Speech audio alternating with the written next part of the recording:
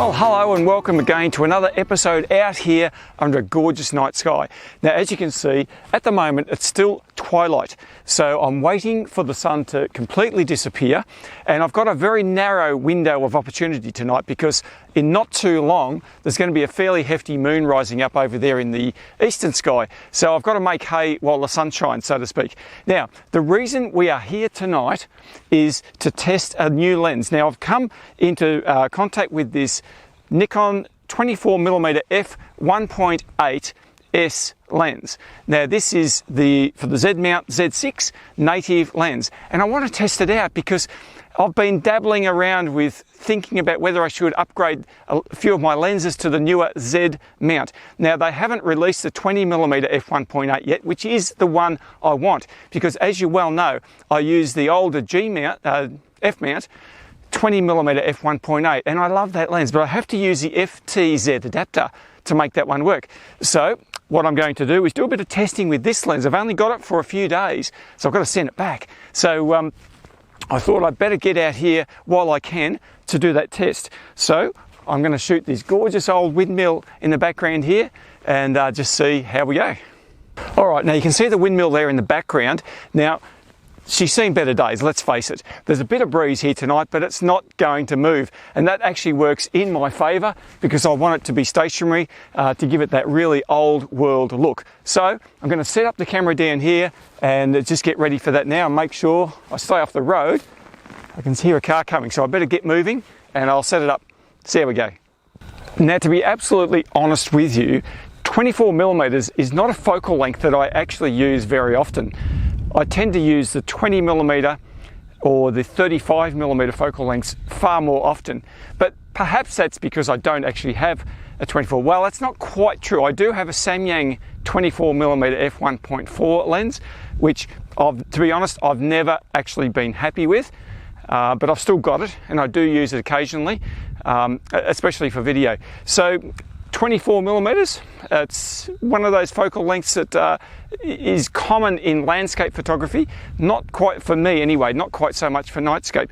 The majority of people would use much wider angle lenses like 14, 15 or 16mm, and I do use my 14 to 24 f2.8 a fair bit, but anyway, I want to try these new mounts because they're a fast aperture f1.8, but there's a few things that I'm really keen to test about them. Firstly, the live view focusing. Now, I've heard a few things from various people on various websites about how difficult these lenses can be to focus on stars. So I'm going to try that out for myself, because so far the only lens I've tried is the 24 to 70 f4. Now, you might remember I did a video on that lens earlier on, and I did find that lens quite difficult to focus, so I put that down to the fact that it was an f4 aperture.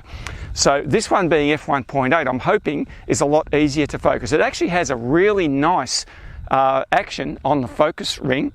It's really smooth, really like it. Now, it is a fly-by-wire lens, so it doesn't have any scale on the top of the lens here to show you whether it's going to be in focus or not. It shows all of the distance markings on the screen, the LCD screen. I can also use focus peaking, which I might give that a go and see if that makes any difference. But anyway, it's getting pretty close to dark enough to take some shots now, so I better get into it. Okay, just looking at the back screen now, I've got my spirit level on, so I'll turn that off so we can see a little bit better. Now, what I'm going to do is, using live view, I'm zooming in on those stars, and you can see the bar down here at the bottom. That indicates the focus scale. So you can see there it's way out of focus. So we'll just bring it in a bit. And you can see now that the stars appear to be in focus, although I am finding it a little bit more difficult to see that. So I'll just do that again. You can see the stars are definitely out of focus there. So I'm turning the focus ring until I think they're in focus. So you can go past the focus point quite easily, as you can with most lenses. That looks pretty good. So I'm going to see how I go with that. Now, to be absolutely honest with you, I'm not 100% sure that I've got these in perfect focus. I need to spend more time playing with the focus on this camera and this particular lens. Now, having said that, when I use my Nikon 20mm f1.8 f-mount and my Sigma 35mm f1.4, I find those two lenses really easy to find focus, as I do with the 50mm f1.8 and the 85 1.8 using the FTZ adapter. So my whole reasoning here for testing out this lens and others is because I want to move over to the native Z mount lenses, and there's heaps of benefits for doing that. They're smaller, lighter, and the build quality is fantastic. During daylight photography, they are absolutely awesome, but that's not my purpose here. And if I can't get reliable 100% focus, then that's a huge, massive part of any nightscape photography. But I do need to spend a bit more time with the camera. The problem tonight is I'm chasing my tail a little bit because the moon's coming up over there, and it's starting to wash out the landscape now. So I've got a contingency for that though. But anyway, I'm just going to have a look at these now on the back of the camera and just see if I can determine if they are a sharp focus. Well, okay, I've had a bit of a look on the back of the camera and I actually like what I'm seeing.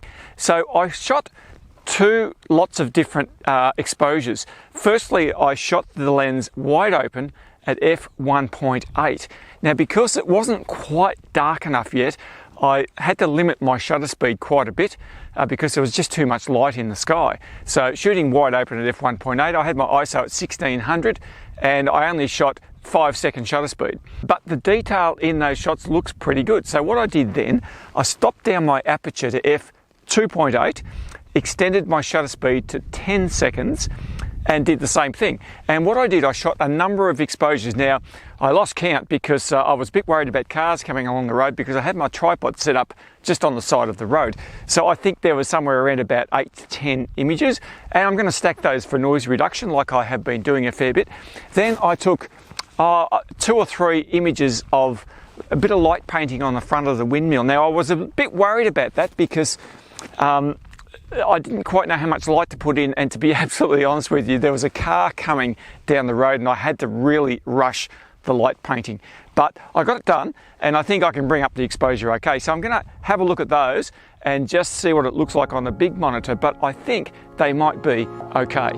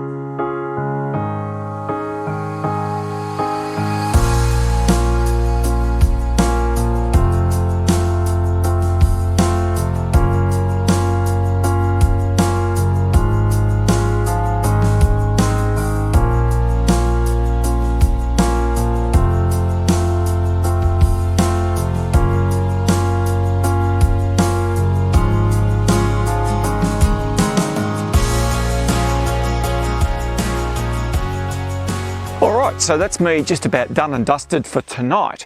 Now, I mentioned earlier I had a contingency plan for the moon coming up tonight. Well, it's a pretty basic plan. What I'm going to do is come back out again tomorrow night. Now, I've got this lens for one more day and one more night. So the forecast is for clear skies, so I'm hoping that's the case. The moon will rise about an hour later, so I'll have a little bit more time, take some more shots, go to a different location and put all of that together and make up my mind about this lens. As it stands at the moment, I like what I'm seeing, but I'm just a little bit hesitant. So anyway, I'll see you guys again very soon, tomorrow night. See you later.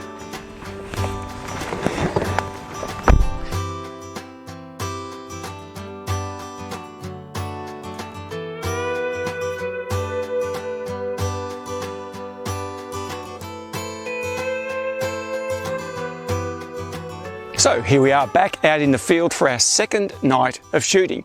Now you may remember from last night, the moon was about a 90% moon came up, so it was fairly soon after dark when the moon actually came, so I was quite limited with my time frame that I had to shoot. But anyway, what I was able to do today was to check out the images that I shot last night with this 24mm f1.8 Z mount lens. And I have to say, I was extremely impressed by the results. Now, I shot a number of different types of images last night. Firstly, I stacked a whole heap of shots of the windmill, shot wide open at f1.8. Then I did pretty much exactly the same exposure, except I stopped down the lens to f2.8. Then I shot a panorama. I think there was about 6 shots panorama. Then I just did a single shot. And the whole point of that was just to check each one and just get some idea of how well this lens performs on the Z6. I didn't see a whole lot of problems with this lens wide open at f1.8. Now, one of the reasons of having a wide aperture lens such as this is to shoot it as wide as you possibly can. Now, I was shooting last night at those f1.8 apertures, albeit that there was a fair bit of light in the sky, at 5-second exposures. Now that's incredible, 5 seconds. So that gave me heaps of room and latitude to be able to stack a number of images, which I did. I think I shot about 10 or 11, I can't remember, I'll have to check it, on that f1.8 aperture, and it came out really well. I did say last night that I had an opportunity to come out again tonight because I had to send this lens back. Well, I do have to send it back tomorrow. Now, what's happened tonight is I've got a really clear night here, but you've probably heard we've had some pretty major bushfires here in Australia in the last few weeks, and so tonight there is bushfire smoke absolutely everywhere. Now, those fires are about 5 hours away from here, so they're a long way away, but the wind is blowing them here. So what that's done, it's made the sky really dirty and murky, and I don't know what sort of results I'm going to get. So I'm going to set up a composition here. One of the reasons I came to this very location where I am, I wanted to compare this lens with some of the shots that I've taken with this lens, which is the 20mm f1.8, which is my standard go-to lens. Now, I know they're a little bit different focal lengths, but I wanted to shoot the same composition. I guess I just want to sort of give myself a bit of a comparison as much as I can as to how these two lenses compare.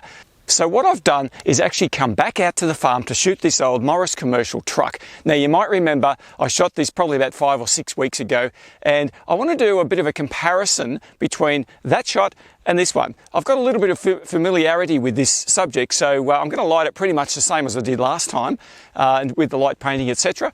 Obviously, there's a different background. I had the Milky Way core in that last one, and tonight I've got all this smoke around, so I really can't guarantee I'm going to get a great shot.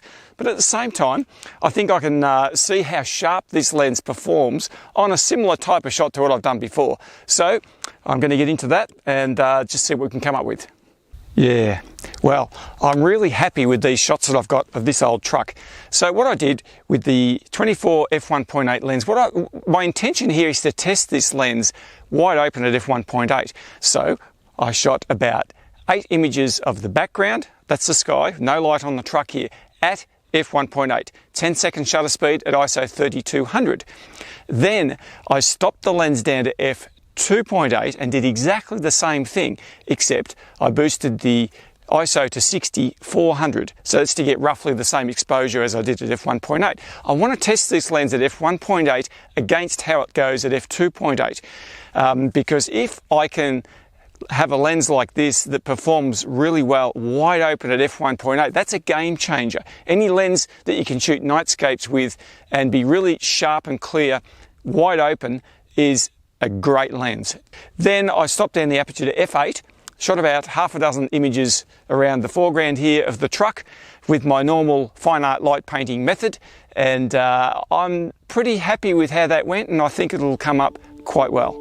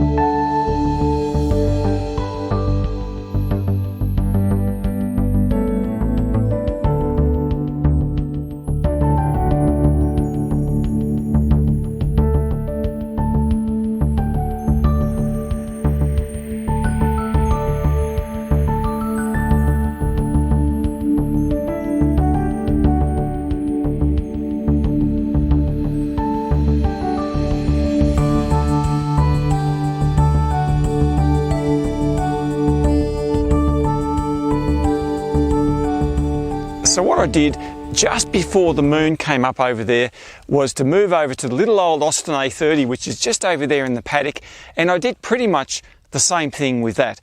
So I shot at f1.8 and I shot at f2.8 as well, at the same settings as the truck here. And then I did some light painting around the old Austin, and that one always comes up a treat. But I'm pretty happy with that, albeit there's a lot of smoke in the background. The sky's not as good as it could be, given that it's not clear, but I'm pretty happy with that one as well.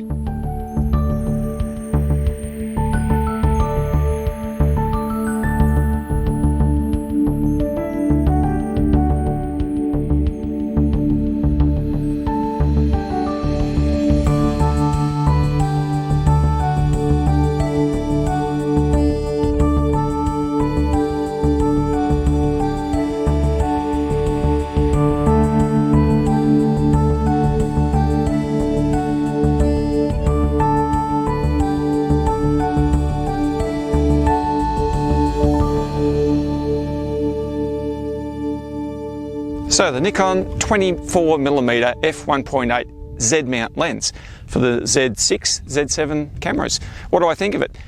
Well, I think it's a really well built lens. In fact, all of the Z mount lenses I've seen have been exceptionally well built. They feel really solid in the hand, and yet they're not overly heavy. And I think that's a big plus.